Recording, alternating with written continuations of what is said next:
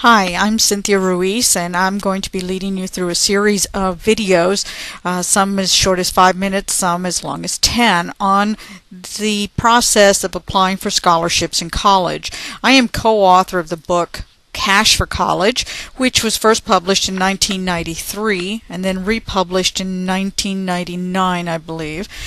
Second book was Dinero para la Universidad, the Spanish version of the book. Let's see, there you go.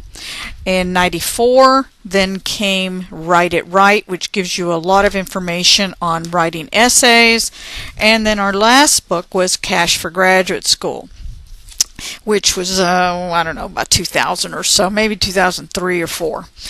We also have smaller companion publications that we put out, such as the Cash for College Journal, the Cash for College calendar, so that you'll know what's going along, even a workbook that goes with the entire session of videos, and it gives each section and a lot of instruction on what the student or parent should be doing along the way.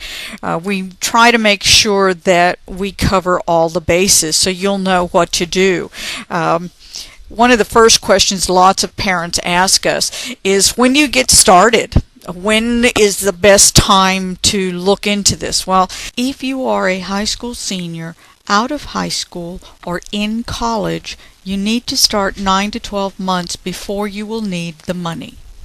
If you're all kindergarten through 11th grade, you can start at any point, because there are actually scholarships that are available for students in kindergarten that won't be able to be used until he or she is in college.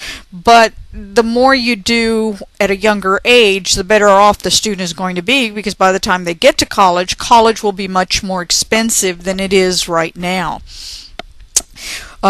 You do need to stay informed, aggressive, motivated, and that goes for both parent and student. The process of applying for scholarships in college isn't difficult, but it does take time. And the more help you have, the easier it's going to be. I literally looked at the process as a part-time job when my son was a high school senior. We got started the summer before his senior year thinking we were ahead of the game, only to find out that no, it really should have been started much earlier, but we had no clue, and there was no way to turn back time. As much as Cher may sing about it, there was no way to do it. And so we went quite aggressive at it, and we spent over 100 hours the summer before his senior year, and still did a lot of work during his senior year.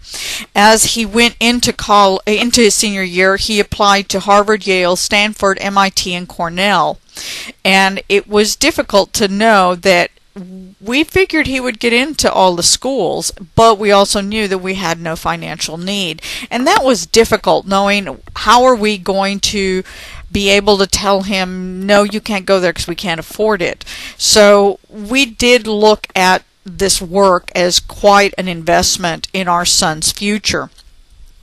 To get started with the process, and I'll let you know more about my son as we go through the videos, but when you hear the word financial aid, it can mean one of three things. Let's see, there you go. It could be free aid, which encompasses scholarships, fellowships, grants. Now then, the money can be federal, state, school-sponsored, or from some outside entity, such as a business, an organization, some sort of special interest group that has a reason to fund scholarships for students. This is free money. You will not have to pay it back, and there are a variety of different strings attached. It may be based on academic achievement or financial need, leadership in extracurricular activities, your membership activities. It could be based on your ethnicity, your gender, your age, a special requirement. I mean, there's a scholarship out there for vegetarians. There's one for students who have sold leather goods.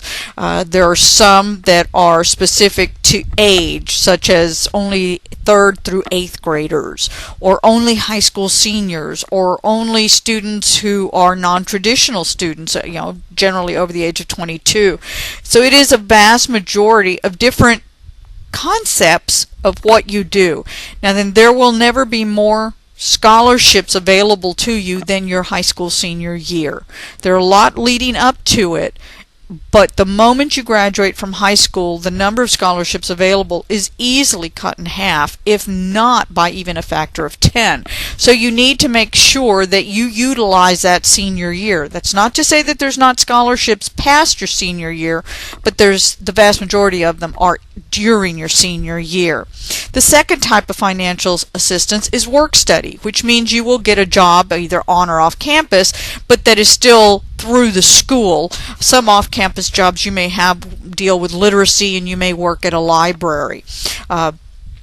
There you have to put in a certain number of hours and you get paid. The nice thing about work study, if you get cleared for it, is that one, it is tax exempt. So what you earn, you get to see. Another is that the people who have hired you are attuned to the problems that arise of your being a student, and if you have a last-minute exam you need to study for, you just ask them for the time off and they will rearrange your schedule. Whereas if you are a waiter, waitress, something like that, or even at a clothing store at the mall, you ask off, they may not give it to you if you can't find someone who will take over your time slot.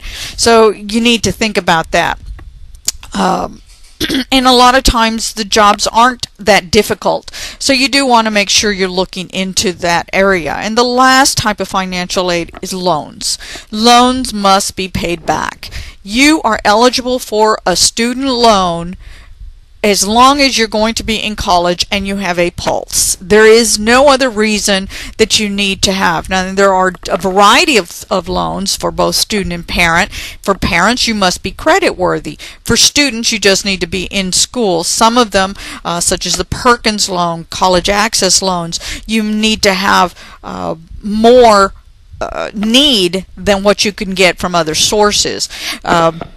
And so you need to keep that in mind. When you get those letters in the mail that says, oh, we guarantee you're going to get financial assistance, loans are in there. And so they're not lying, but you are getting pulled a fast one. So you need to make sure you're looking out for yourself. What happens when you get it? Well, it could be a cash award. What you do with it is your business. And those are nice because you can do whatever you want. You can put them aside for a test prep type of course, or for college, or just to buy tennis shoes. That's your choice. It could be in the form of a savings bond. When you first receive a savings bond, it is not worth the face value of the bond. You will have to wait anywhere from 7 to 12 years for it to mature. And even when you first get a bond, you cannot cash it in for 6 months. And it will be basically worth half of what the face value is.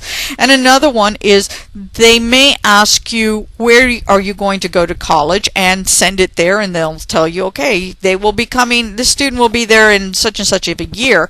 If you then change your mind as to which school to go to, the money is then transferable, but only what you won, not the interest. But most organizations will hold on to the money so that they can utilize the interest, and when you then get to the school and you've filed a verification of enrollment form with them, they then send the scholarship money to the school in both your name and the school, so neither one can cash the check without the other knowing. The money may be limited to just tuition, or tuition room and board, or tuition room and board and essentials. And generally the schools are real good about using those that are only for tuition first, tuition room and board second, and then the ones that are just about for anything last, which means that even if you live at home, you could get money to help yourself with gas, purchase of a car, that kind of thing.